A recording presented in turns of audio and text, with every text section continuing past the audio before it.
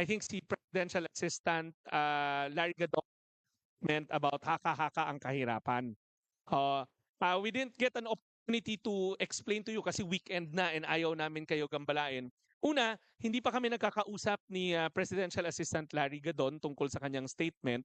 Ako, I would rather not jump into conclusion kung ano yung konteksto niya.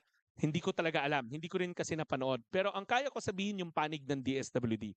Sa DSWD, naniniwala kami na patuloy ang laban natin sa kahirapan. Kaya nga patuloy kaming humuhubog ng mga iba't ibang mga programa para maibsan ang kahirapan ng ating taong bayan at tuluyang mawakasan. Kung matatandaan nyo, ang marching order ng Pangulo sa aming lahat, sa iba't ibang ahensya, dapat by the time he steps down ng 2028, single digit na lang ang kahirapan.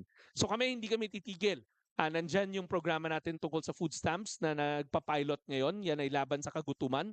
Yung 4Ps, makailan na paulat sa inyo na may mga enhancements tayong gagawin para maprotektahan siya laban sa inflation.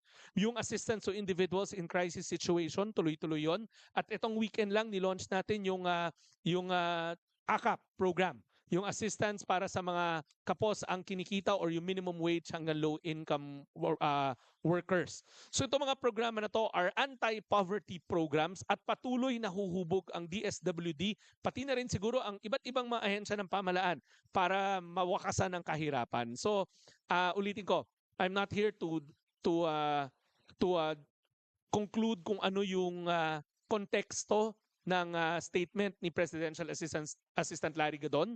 Pero ang sa amin, yung kaya namin i-explain sa inyo na alam namin dito sa DSWD na totoo ang kahirapan, patuloy tayong lumalaban sa kahirapan at hindi kami titigil hanggang sa ma-achieve natin ang goal ng ating Pangulo na single digit by the end of his term.